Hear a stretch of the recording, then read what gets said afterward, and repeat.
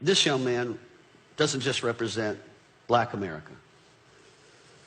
This young man represents all minorities for this moment right here. What most people don't realize about my race is my race has a hard time getting what's wrong in America. We have a challenge. The great slogan that was spoken at the beginning of this presidential race that got a person elected was, we're going to make America great again. I looked at the crowd, and it was predominantly my race cheering for that statement.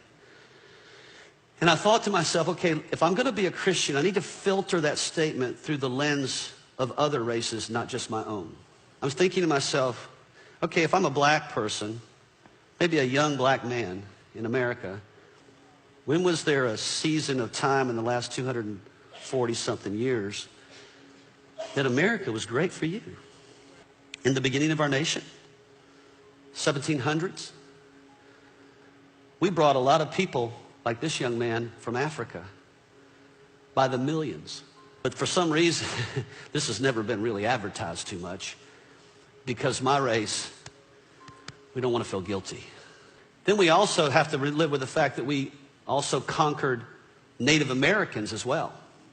Then we went down to South of America and we said, Mexicans, we're going to take some of your land from you as well.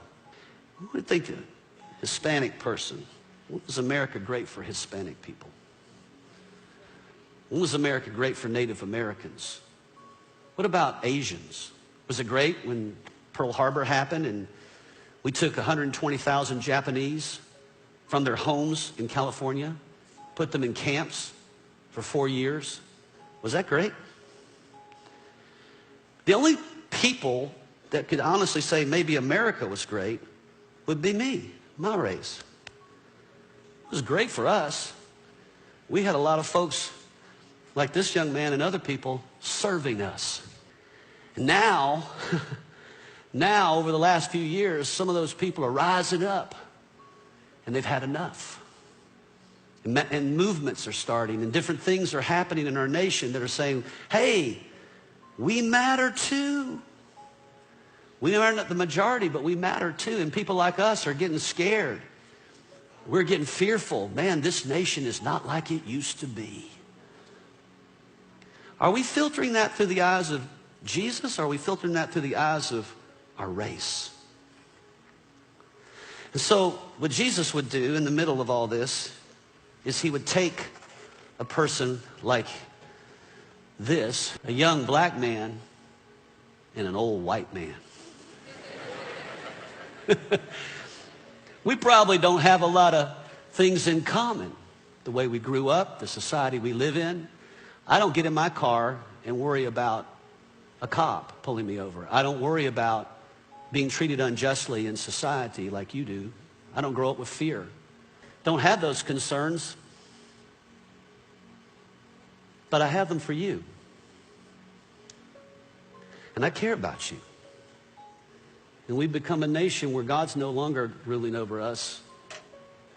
And that's why we're so angry at each other. And we're fighting with one another, and we're in division over each other.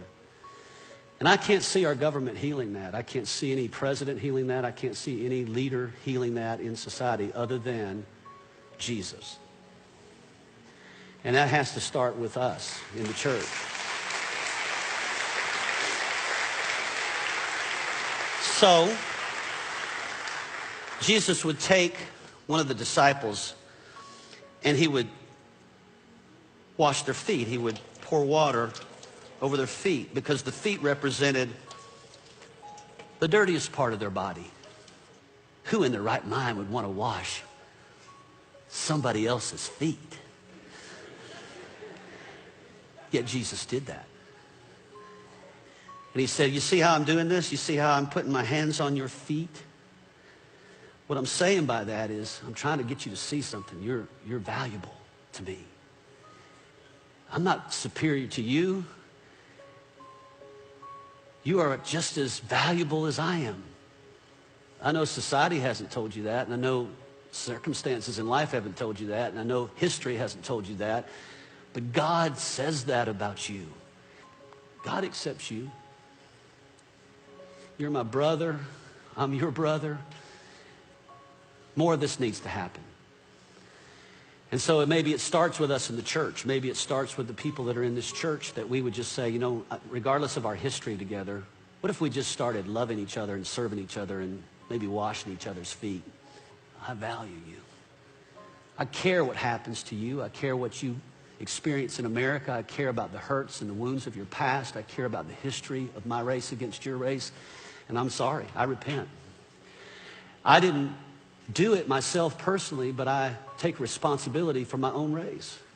Because Jesus didn't do anything to hurt people, but he took responsibility for them. We need healing in this relationship. We need to be one together instead of you doing your thing and me doing my thing. And so you're a good representation, not just of black America. You're a good representation of all people that maybe haven't been treated with value, wherever they're from. And I just want you to know that from this point on, my life is about making sure that you understand that you grow up in an America where there are people that value you from another race. I love you, bro. Hold on.